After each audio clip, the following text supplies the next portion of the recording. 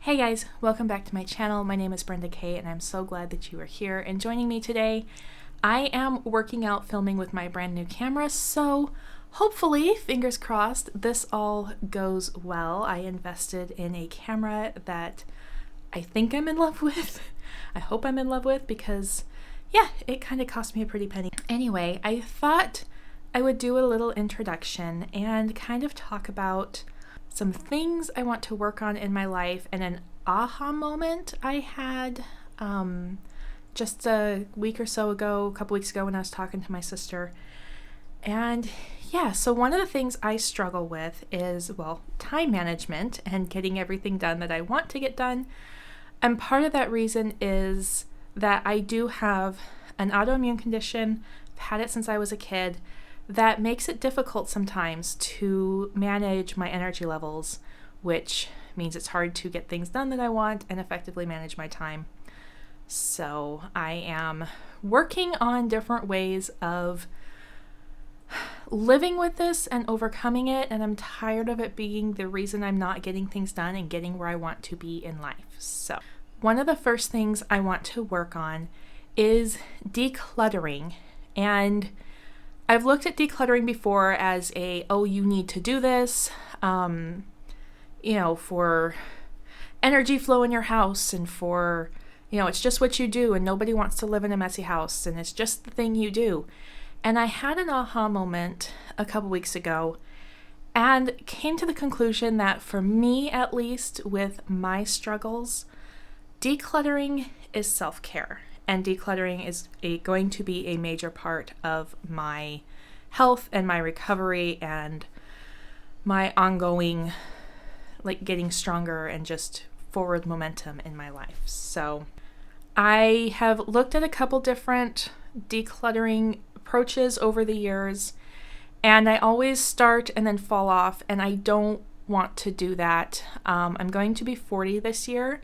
And I have some big goals for the next 60 years of my life, and that's going to require some changing in my own mentality and in the way I live and my environment and all that good stuff. So taking a good hard look at me and why I'm not where I want to be and stop making excuses and just get it done. So yeah, for my approach to decluttering, I thought I would look at these spaces that matter the most to me and start there instead of starting with someone's idea of, do your kitchen because that's where you spend the most time.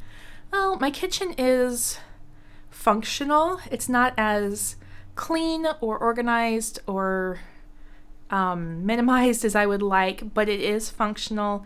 Dishes get done, meals get made. Sometimes the counters are messy and there may be dishes in the sink, but it's not unmanageable. The two spaces that are currently unmanageable are my office and my bedroom. So yeah, I really am going for a minimalist lifestyle as part of my health journey and recovery, because it gets easily overwhelming and I just don't have the energy to take care of everything.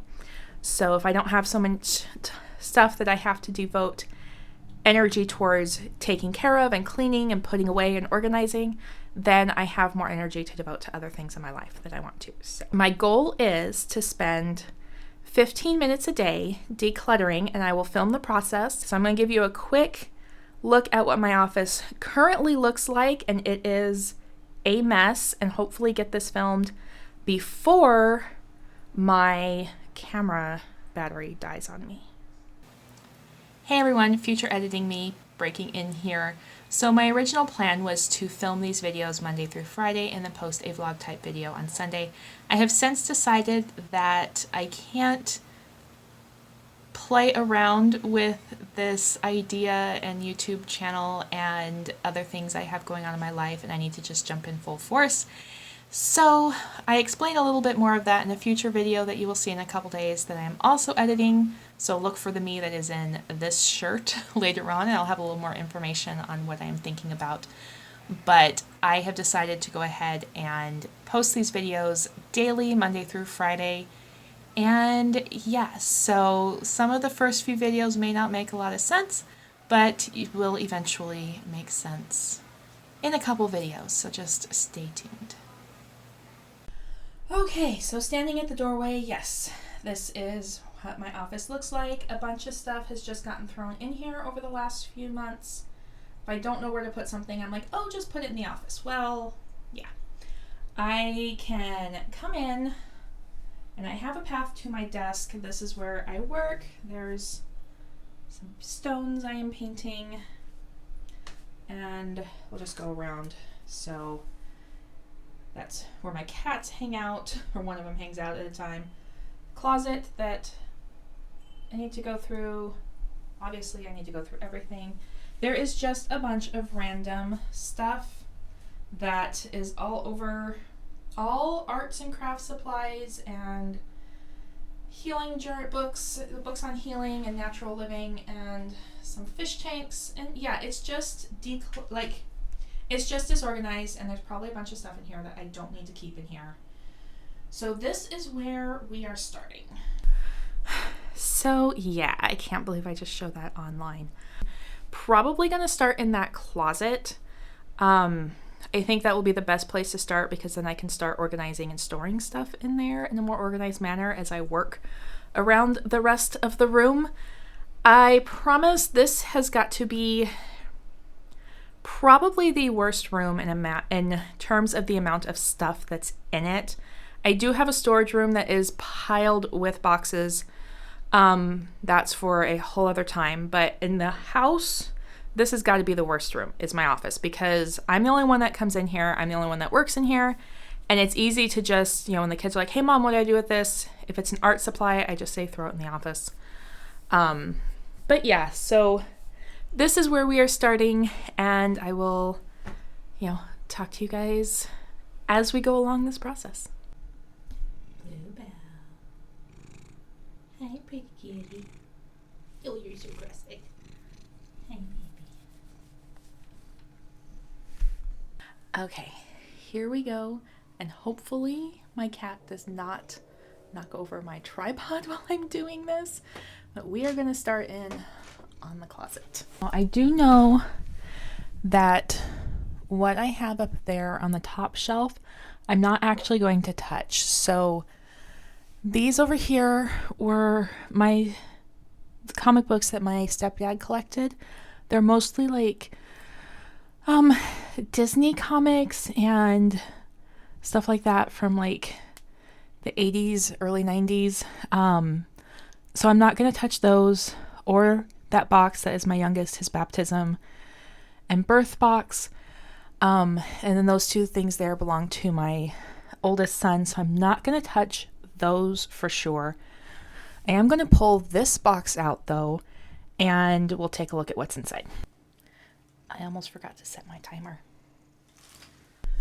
Okay, so these things were sitting on top. I'm not entirely sure why they just got stuck up there. This is an old hammer that is actually broken.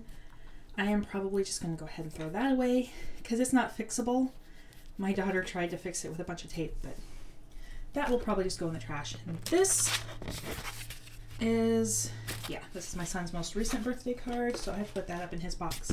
So what I have in here is all of my spinning fibers.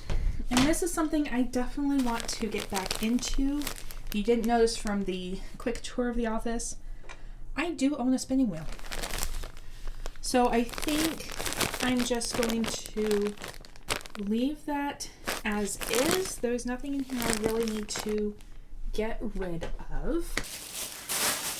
Okay, so these two bags are actually dog hair, which I know sounds strange, but you can actually spin dog hair and make yarn, which is something I have done in the past. It's kind of tricky, but my German Shepherd she's 11 years old now, and I thought it would be cool to collect her fur when we brush her and groom her, and spin it and make a little, knit a little, like a little dog, like a little stuffed dog, because she's probably not going to be with us. I pray she's with us another few years, but the reality is German Shepherds don't always live very long, and she's starting to have some hip trouble. If she gets to the point that she's suffering too much, I'm obviously, not going to let her suffer. But that's a sadness that I don't want to think about right now. The other thing that's up there is, this is a ball winder for knitting. And I think I'm going to put this in the box with the rest of the spinning fibers, because that's about the only time I pull it out is if I'm been spinning.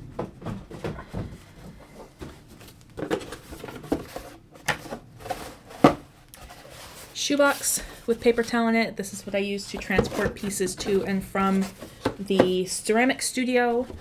I am a college student studying art, majoring in art, specifically ceramics, so gotta hold on to this one because it's a good sturdy box for transporting pieces.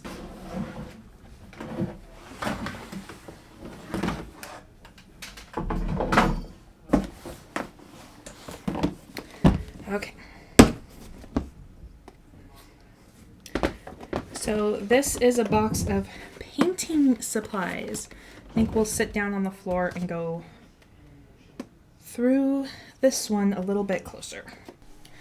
Okay, so these are some extra paints and supplies that I set aside, but I actually think I want to go ahead and pull them out and put them in my cart, at least some of them. So I have a bunch of Artist Loft acrylic tubes. I did buy a whole set of like little mini tubes to try out all their different colors. These are some I had bought for some other art classes, I think for last semester. And I was also trying my hand at the paint pouring and tried using these for paint pouring. And that was a fun experiment. But just some basic colors here. And then I also have some Liquitex ones that I actually think I like better than the Artist Loft. They're a higher quality paint. So yeah, I'm going to pull these out and put them in my paint cart. Some blending sticks. My last semester I took a drawing class, a charcoal drawing class, and used these a lot. So I have a cup in my cart that I can just put these in so they don't need to be in the box. Some gouache. Looks like some of them leaked.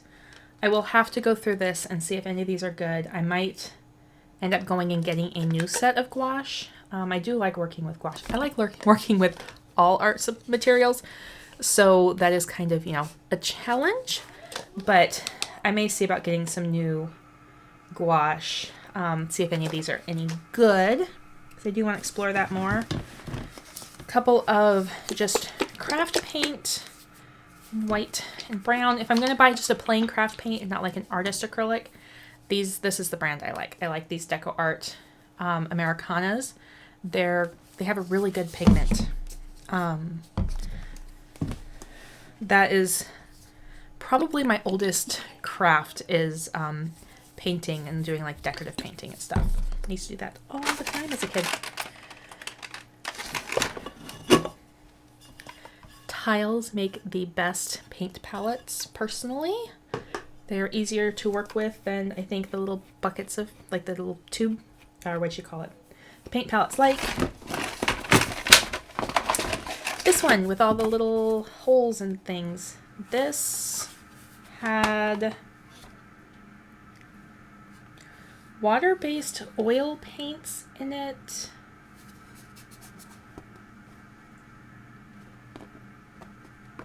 Yeah, I don't think I'm going to try to clean that up.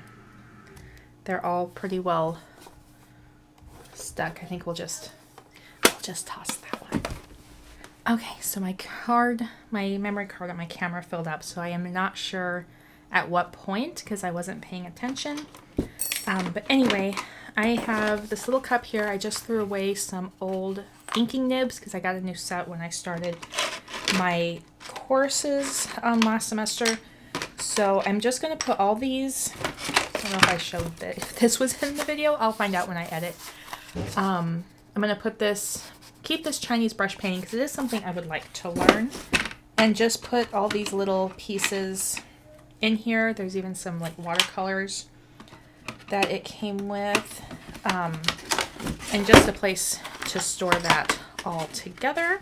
This set of pastels is probably older than me. They're soft pastels, so like chalks that were my mom's. She likes to say that she's not an artist, but she definitely inspired my creativity growing up and always was taking classes in ceramics and woodworking and all sorts of stuff. So these were hers.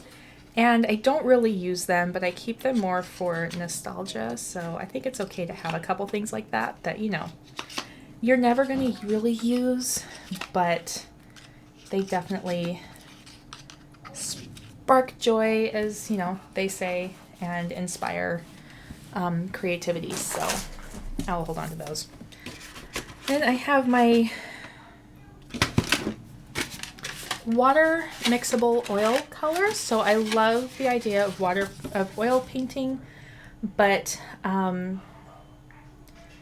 don't always like the idea of all the chemicals that are required. Sometimes I'm chemical sensitive, so these are water soluble, and I definitely want to start using that again. I've been doing a lot of Bob Ross paintings in acrylic on stone, and I've been posting those here on my YouTube channel. And I would like to do some oil painting and play around with that and follow some oil painting tutorials, maybe some of his. So these are going to go in my paint cart. This tile has a bunch of stuff in it. I didn't clean it, so we're just going to toss that one. A sewing needle, embroidery needle, ink. That's still good.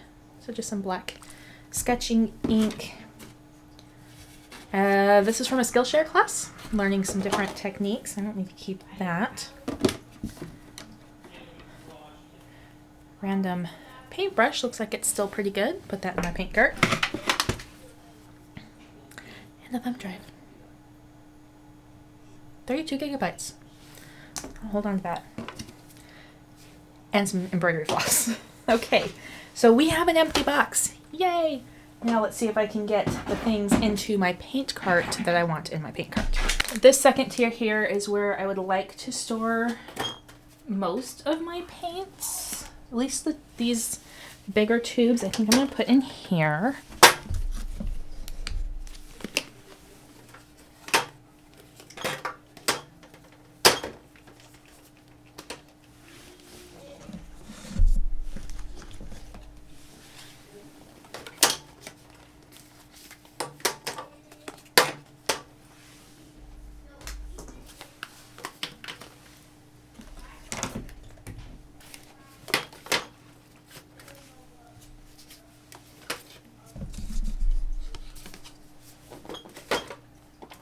Okay, there's that, and then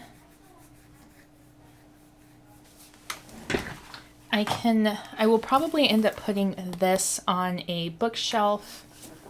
Oh, my timer actually went up 1.5 minutes ago. Now, obviously, I know that I'm not getting a full 15 minutes in if I am talking through this and showing you guys everything. So it's not a full dedicated 15 minutes, but I think this format of kind of talking through it is going to help me get it done and decide, you know, make decisions a little bit faster. So I am going to go ahead and put everything away, and then we will pick up where I left off tomorrow.